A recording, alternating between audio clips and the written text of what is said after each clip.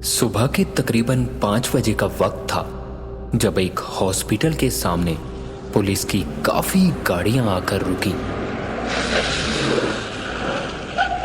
और पुलिस ने हॉस्पिटल के अंदर पहुंचकर जो भी देखा वो काफी भयानक और खौफनाक था, क्योंकि हॉस्पिटल के मुर्दा घर की गैलरी में खून मानो पानी की तरह बह रहा था। और मुर्दा घर में जब झांक कर देखा गया तो वहां का नजारा उससे भी भयानक और मन को विचलित कर देने वाला था, क्योंकि मुर्दा घर में रखी लाशों को किसी नुकीले औजार से इस तरह कई बार काटा गया था मानो ये मुर्दा घर नहीं कोई कसाई खाना हो। और वहीं जमीन पर हॉस्पिटल के बड़े डॉक्टर मनोज की लाश भी थी जिन्हें उसी तरह मारा गया था। वहीं दूसरी तरफ रमेश की लाश भी मिली जो यहाँ पिछले कल ही डॉक्टर नियुक्त हुआ था। पुलिस की पूछताछ में वहां के एक सफाई कर्मचारी का बताना था कि साहब, सुबह जब मैं यहाँ पहुंचा तो मुर्दा घर में डॉक्टर रमेश डॉक्टर मनोज का शरीर बड़ी बेरहमी से काट रहे थे। मुझे देखते ही वो जोर जोर से हंसने लगे और मेरे देखते ही देखते अपना गला काट लिया। साहब, ये घटना मैं अपनी पूरी जिंदगी नहीं भूल पाऊंगा। नमस्कार, माय टॉन चैनल में आपका एक बार फिर स्वागत है। एक कहानी ऐसी भी, एपिसोड 266।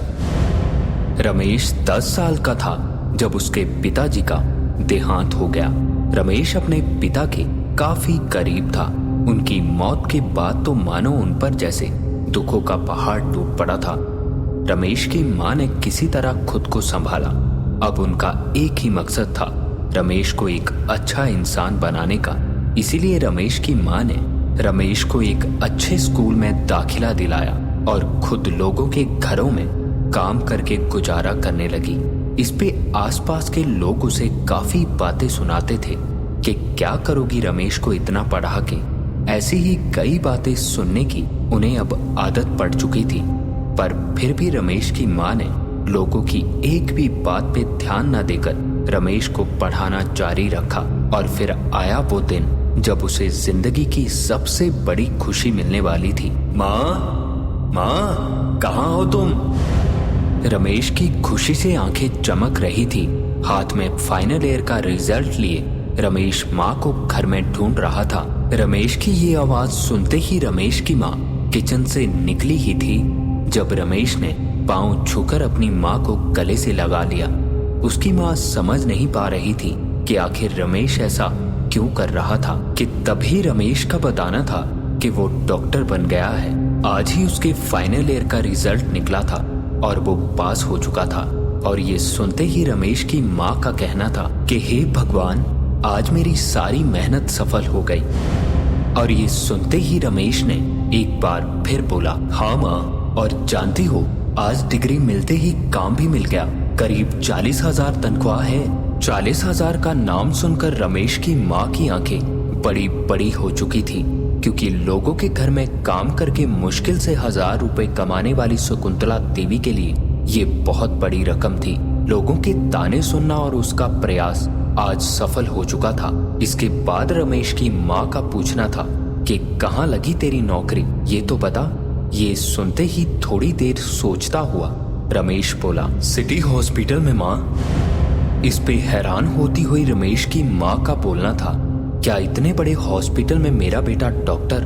मेरे तो भाग खुल गए। अच्छा, तो तू अब लोगों का ऑपरेशन करेगा? इस पे मुस्कुराते हुए रमेश का कहना था, लोगों का नहीं माँ, मुर्दों का ऑपरेशन। और ये सुनते ही रमेश की माँ की हंसी गुम हो चुकी थी। इसके बाद रमेश का कहना था कि हाँ माँ, मेरी पोस्ट नाइट के ऑटोप्सी रूम में लगी है। इसके बाद रमेश की माँ कुछ बोल पाती उससे पहले ही रमेश का कहना था कि सारी बातें बाद में बताऊंगा माँ, पहले खाना दो, भूख लगी है, मैं हाथ धोकर आता हूँ। रमेश ये कहकर चला गया और शकुंतला देवी ये बातें सुनकर काफी सोच में पड़ चुकी थी। खाना खत्म होने के बाद रमेश सोने चला गया, क्योंकि कल उसकी जिंदगी का सबसे बड़ा दिन था। सारा दिन सोने के बाद रमेश की माँ ने रमेश को रात के 10 बजे ये कहकर जगा दिया कि बेटा तेरा आज काम पर जाने का पहला दिन है, आज ही लेट होगा तो कैसे चलेगा। अलसाए हुए रमेश का कहना था, हाँ माँ उठता हूँ, गाड़ी आ गई क्या। रमेश ने एकदम से उठकर घड़ी की तरफ देखा तो समय 10 बजे से ज्यादा होने को था, पर हॉस्पिटल से आने वाली गाड़ी अभी तक नहीं पहुंची थी।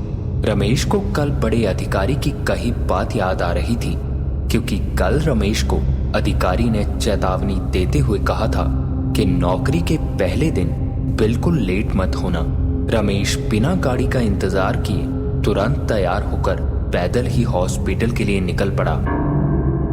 हॉस्पिटल रमेश के घर से लगभग 2 किलोमीटर की दूरी पर था। अमावस की रात में चारों तरफ कुछ दिखाई नहीं दे रहा था। रमेश अपनी टॉर्च की रोशनी में उस सुनसान सड़क से आगे बढ़ता जा रहा था और बार बार रमेश को ऐसा महसूस हो रहा था मानो इस अंधेरे में कोई झांक कर एक टक उसे ही देख रहा हो। इन सभी चीजों से रमेश काफी डर चुका था। अरे यार, इस तरह भी कोई काम को चाहता है क्या। साला बचपन से ही किस्मत खराब है, इतनी मेहनत से काम मिला और वो भी ऐसा। अपने भाग्य को कोसते हुए और शोक मनाता हुआ रमेश अपने कदमों को आगे बढ़ा रहा था। हॉस्पिटल उसके घर से इतना दूर होने की वजह से अब चलने में उसे काफी दिक्कत हो रही थी। अभी आगे रमेश 10 कदम और चला होगा जब उसे ऐसा महसूस हुआ मानो किसी ने उसके कंधे पर हाथ रख दिया हो। एकदम से चौंकते हुए रमेश ने पीछे की तरफ मुड़कर देखा तो उस सुनसान सड़क और काले घने अंधेरे में दूर दूर तक कोई नहीं था। इस घटना से अब रमेश और भी डर चुका था। उसने अपने बढ़ने की गति और भी तेज कर दी और करीब 2 बजे वो हॉस्पिटल के सामने पहुंचा। हॉस्पिटल पहुंचकर रमेश अभी हॉस्पिटल में प्रवेश कर पाता उससे पहले ही वॉचमैन ने उसे रोकते हुए कहा, अरे ओ बाबूजी, किधर को जा रहे हो। रात में इस तरफ जाना मना है, कल आना। और ये सुनते ही रमेश का बताना था, अरे काका, मैं नया डॉक्टर रमेश त्रिपाठी हूँ। इस पे उस वॉचमैन का माफी मांगते हुए कहना था, ओ माफ करना साहब, गलती हो गई। बड़े साहब ने बताया था आपके बारे में, पर हमें लगा नहीं कि आप आ जाएंगे, क्योंकि गाड़ी खराब होने की वजह से भेजी नहीं आज। अच्छा मैं जवाब देकर रमेश अंदर की तरफ बढ़ गया। पिछले ही दिन रमेश यहाँ आ चुका था, इसी कारण ऑटोप्सी रूम ढूंढने में उसे ज्यादा वक्त भी नहीं लगा और दरवाजा खोलते ही रमेश डर से मानो चीख पड़ा, क्योंकि रूम में पहले से ही कोई खून से सना आदमी खड़ा था कि तभी उस आदमी ने कहा, हे डॉक्टर रमेश, आ गए तुम। कैसे डॉक्टर हो यार, इतना कौन डरता है। अभी तो पता नहीं कितनी सड़ी गली लाशों को देखना बाकी है। ये सुनते ही रमेश ने मुस्कुराते हुए जवाब दिया, आई एम सॉरी सर। वो एकदम से नजर पड़ी तो मैं डर गया था। इसके बाद डॉक्टर मनोज का कहना था, अच्छा आओ, तुम्हारा पहला केस सामने ही है।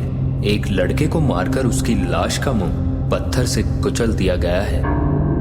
लाश की ऐसी हालत देखकर रमेश का मन विचलित हो उठा था, क्योंकि उस लड़के का मुंह बिल्कुल छिल चुका था, आंखें बाहर निकल चुकी थी और खोपड़ी का ऊपरी भाग फटने से दिमाग का हिस्सा बाहर लटक रहा था।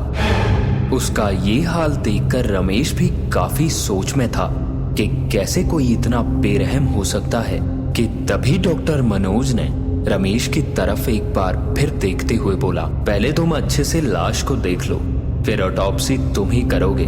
मैं जा रहा हूँ, मेरी शिफ्ट खत्म हो चुकी है। ये कहते हुए डॉक्टर मनोज बाहर जाने को अभी हुए ही थे कि तभी रमेश का कहना था, सर मैं अकेला यहाँ कैसे काम करूँगा।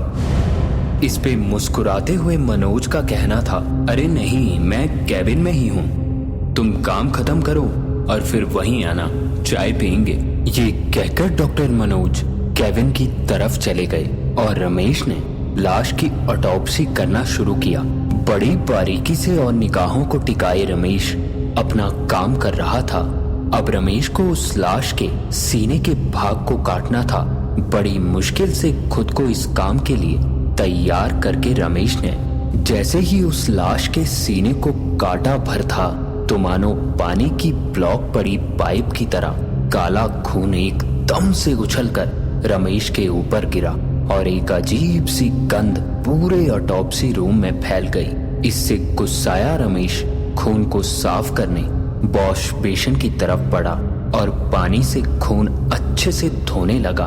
मुंह धोकर रमेश ने उठकर आईने में देखा ही था तो आईने की तरफ देखते ही उसकी डर से चीख निकल गई, क्योंकि अभी अभी रमेश जिस लाश की ऑटोप्सी कर रहा था अब वो उसके ठीक पीछे कंधे के पास खड़ी थी। रमेश के डर से हाथ पैर कांप चुके थे। एक झटके से रमेश ने पलटकर पीछे देखा तो वहां अब कोई नहीं था। रमेश इस घटना को अपना वहम मानता, पर उससे पहले ही उसकी नजर बेड पर पड़ी तो बड़ी बड़ी आंखें करता हुआ रमेश चारों तरफ घूमकर देखने लगा, क्योंकि सच में वो लाश बेड पर नहीं थी। ये देखते ही रमेश ने वहां से बाहर कैबिन की तरफ दौड़ लगाई। डरा हुआ रमेश ऑटोप्सी रूम के दरवाजे पर पहुंचकर दरवाजे को खोलने को हुआ, पर दरवाजा बाहर से बंद हो चुका था।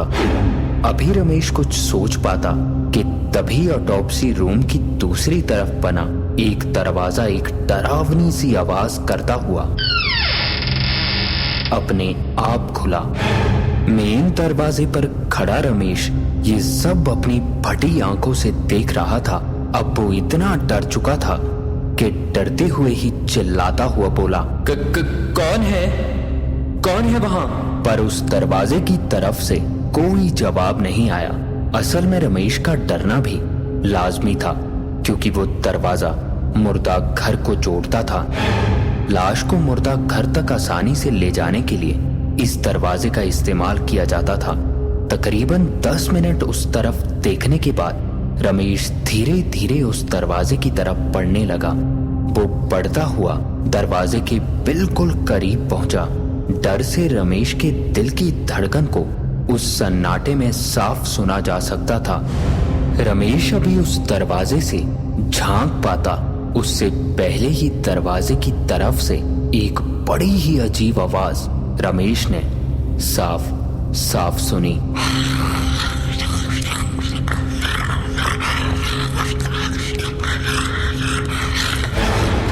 और इस आवाज को सुनने से ऐसा लग रहा था मानो कोई अंदर की तरफ जानवर की तरह कुछ चबा रहा हो। और ये सुनते ही रमेश ने एक बार फिर डरते हुए कहा, कौन है? कौन है वहां? रमेश का इतना बोलना भर था कि एकदम से वो आवाज आना बंद हो गई। करीब 20 मिनट तक रमेश उसी आधे खुले दरवाजे को एक टक देखता हुआ वहीं खड़ा रहा और फिर उसके सबर का बांध टूटते ही उसने एक धक्के से दरवाजे को खोल दिया तो अंदर का नजारा देखकर उसकी रूह तक कांप उठी, क्योंकि मुर्दा घर में रखी कई सारी लाशें अपने पैरों पर खड़ी रमेश की तरफ ही देख रही थी। रमेश ये खौफनाक मंजर देखकर चिल्लाता हुआ मेन दरवाजे की तरफ भागा। दरवाजे पर पहुंचकर रमेश जोर जोर से चिल्लाता हुआ दरवाजा खोलने की कोशिश कर रहा था, पर ऐसा लग रहा था मानो इस पूरे हॉस्पिटल में रमेश के अलावा और कोई नहीं था। दरवाजे को पीटते हुए रमेश ने पलटकर देखा तो वो भूखे मरे हुए लोगों की भीड़ धीरे धीरे उसी की तरफ बढ़ रही थी। रमेश जोर जोर से चीखता और चिल्लाता रहा, पर दरवाजा खोलने कोई नहीं आ रहा था। रमेश अब इतना डर चुका था कि मुड़कर पीछे देखने की हिम्मत उसमें बिल्कुल नहीं बची थी। अपनी मौत को इतना करीब देखकर रमेश वहीं आंखें मूंद कर बैठ गया कि तभी उन मरे हुए लोगों की भयानक आवाजें रमेश के ठीक पीछे सुनाई देने लगी।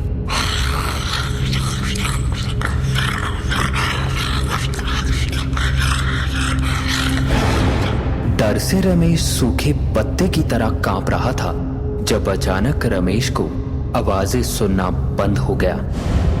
धीरे धीरे रमेश को ऐसा महसूस हो रहा था मानो ऑटोप्सी रूम में एक बार फिर उसके अलावा और कोई नहीं था। डरते हुए रमेश ने धीरे धीरे आंखें खोलकर पीछे मुड़कर देखा तो पूरे ऑटोप्सी रूम में कोई और नहीं था। उठकर रमेश ने बेड की तरफ देखा तो वो लाश भी वहीं उसी हालत में थी जैसे रमेश छोड़कर गया था। रमेश कुछ भी नहीं समझ पा रहा था कि ये आखिर उसके साथ हो क्या रहा था। अब रमेश धीरे धीरे अपना आपा खुद से खोता जा रहा था। वो कभी उस लाश की तरफ देखता तो कभी उस दरवाजे की तरफ जो दरवाजा मुर्दा घर की ओर जाता था। रमेश अभी ये सब देख ही रहा था जब बेड पर वो पड़ी लाश एक अजीब तरीके से अपने आप हिलने लगी और ये देखते ही रमेश इस बार डरने के बजाय पागलों की तरह हंसने लगा और पास ही रखे सर्जरी नाइफ को उठाकर बेड पर पड़ी उस लाश के ठीक पास जाकर बड़ी बेरहमी से उस लाश पर वार करने लगा। रमेश डर से अपना आपा खो चुका था। रमेश उस लाश के अंगों को काटकर बाहर फेंकने लगा। रमेश की ये हालत देखकर ऐसा लग रहा था मानो अभी उसके सामने कोई भी आता रमेश उसकी भी यही हालत कर देता। सुबह के तकरीबन 5 बज रहे थे जब कैबिन में सोए डॉक्टर मनोज की आंख खुली तो रमेश की हंसने की आवाजें सुनकर वो ऑटोप्सी रूम की तरफ पहुंचा और दरवाजा खोलते ही अंदर का नजारा देखकर डॉक्टर मनोज की रूह कांप उठी, क्योंकि ऑटोप्सी रूम में लाशों का ढेर लगा था। रमेश पागलों की तरह हंसते हुए मुर्दा घर के अंदर जाता और लाश घसीटकर ऑटोप्सी रूम में लाते ही उसी हैवानियत के साथ वार करने लगता। ये देखते ही डॉक्टर मनोज ने चिल्लाते हुए कहा, रमेश ये क्या कर रहे हो तुम? पागल हो गए हो क्या?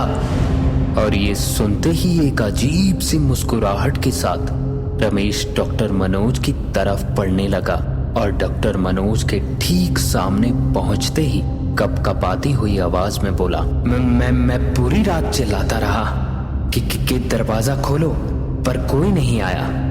ये सब मुझे मारना चाहते थे, मैंने सबको मार दिया। तुम भी मुझे मारने आए हो ना?